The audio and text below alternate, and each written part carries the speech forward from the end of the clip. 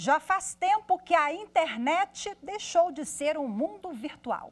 Esse espaço tecnológico já usado para compras, trabalhos e até mesmo para formar patrimônio. Pois é, mas o que fazer com os bens de uma pessoa que faz sucesso nas redes sociais quando ela morre? É a chamada herança digital.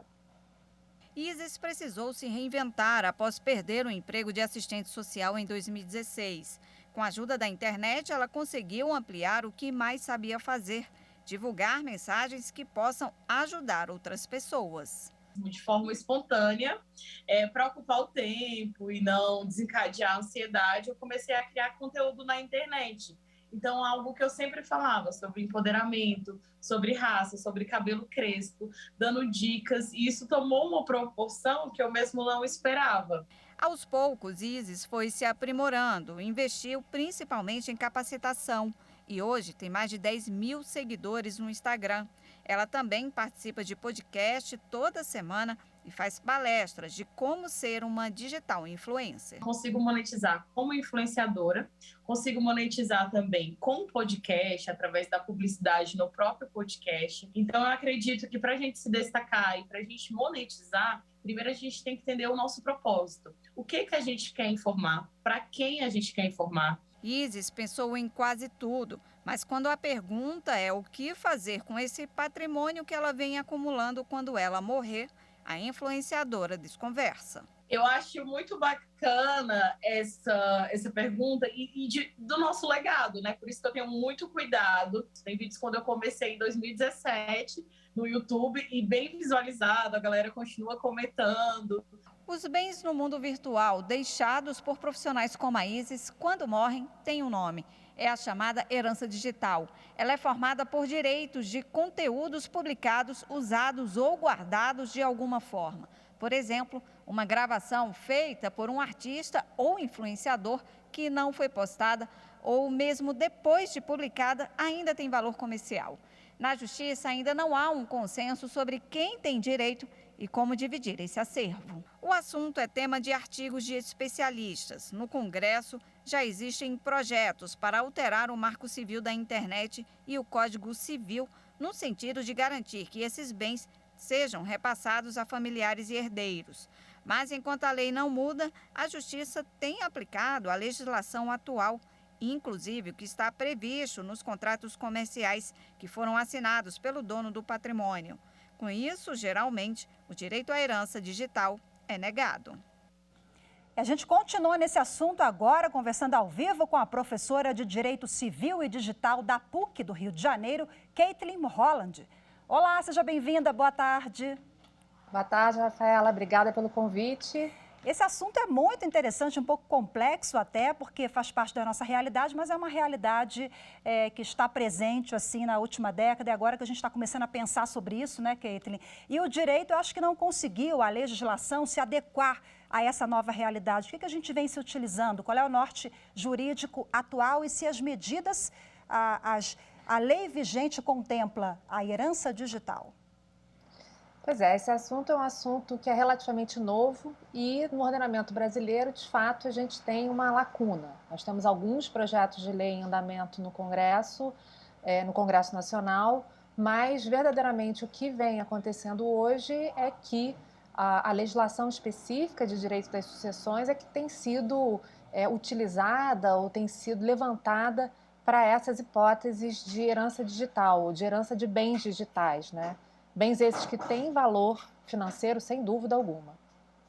Considerado como bens digitais hoje, é o quê? Uma postagem, um meme que a pessoa faz, um vídeo?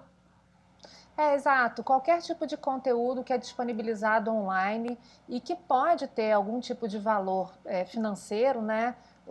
Monetizado ou monetizável, mas também outro valor que possa vir no futuro, ou, enfim, ser explorado comercialmente. Então, eu diria que todo o conteúdo que é postado na internet, nas redes sociais, tem uma capacidade, sim, de ser, né, um objeto de sucessão, porque ele pode ter um valor patrimonial, sem dúvida. E aí hoje é muito comum, a gente observa pelas redes sociais, às vezes a equipe daquele cantor ou do artista que morre, a pessoa continua alimentando aquela página, né?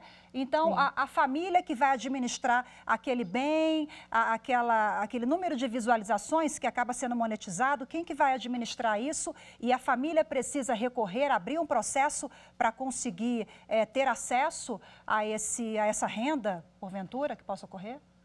Essa é a pergunta mais difícil, né? Porque, na realidade, eu acho que a gente tem um exemplo trágico e recente, que é a morte da cantora Marília Mendonça, e é uma situação que é sui generis, né? Porque a página ela é administrada por uma agência profissional, os herdeiros eles não têm acesso, de fato, à administração dessa página, né? Que é uma página da cantora profissional, né?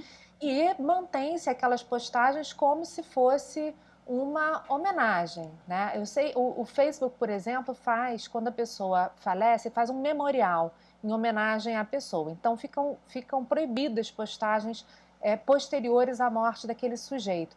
No caso do Instagram, o administrador da página, um terceiro que administra, né, a página em nome, por exemplo, da cantora Marília Mendonça, continua postando como se viva ela estivesse. E claro, essas postagens têm um valor financeiro gigantesco. Se a gente pensar que houve um incremento gigante no número de seguidores da Marília Mendonça após a sua morte, isso tem uma repercussão patrimonial e gera um retorno financeiro que deveria ser recebido pelos herdeiros, verdadeiramente.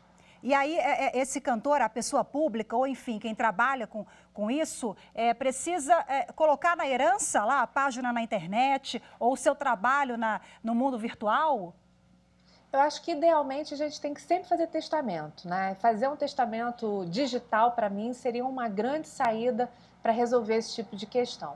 Mas agora, do outro lado, a gente tem um problema das plataformas de rede social, que é o fato de que eles estabelecem regras contratuais bastante rigorosas em relação aos conteúdos que são disponibilizados e que estarão ou não disponíveis após a morte do titular daquela página ou daquele perfil. Então, a gente tem um embate super interessante entre o contrato estabelecido pelas redes sociais e o que o direito sucessório diz, né? Ao fim e ao cabo, os herdeiros é que herdam e não a rede social.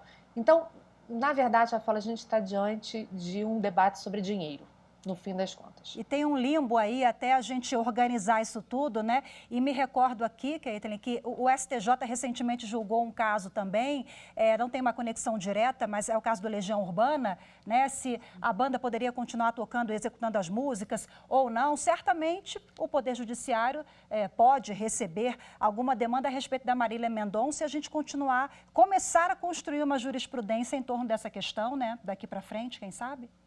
Sem dúvida. O Tribunal de Justiça de São Paulo, inclusive, recentemente decidiu no sentido de que não poderia haver acesso aos bens digitais pelos seus herdeiros, pelos herdeiros da pessoa falecida. Então, a gente tem uma situação aí bastante complicada. A gente tem decisões, na realidade, para todos os lados, né? Enfim, esse embate aí ele vai permanecer durante um tempo, ou o judiciário vai ser chamado a resolver, ou a gente vai aguardar aí o processo legislativo ser finalizado para a gente identificar como é que vai ser realizada a herança digital do falecido. Até lá fica a dica, testamento é uma boa saída para evitar dor de cabeça depois, né? Muito obrigada pela entrevista, viu? Boa tarde. Eu que agradeço, boa tarde. Tchau, tchau.